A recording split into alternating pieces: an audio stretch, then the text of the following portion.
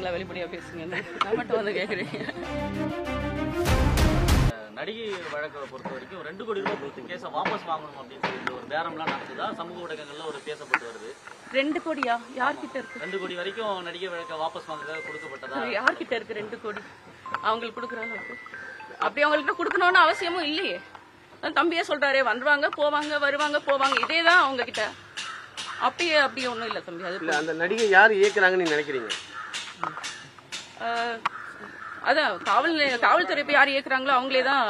அவங்க ஒரு திட்டம் வச்சு தான் அவங்க இயக்கிட்டு இருக்காங்கன்னு தான் நினைக்கிறேன். அது கொஞ்சம் வெளிப்படையா சொல்லலாம்ல யார் அப்படின்னு சொல்லிட்டு.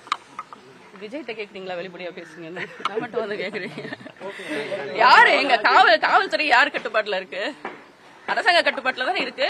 இப்ப இருக்கிற கட்சி திமுக கட்டுப்பாட்டுல தானே இருக்கு. அவங்கதான் செய்யறாங்க.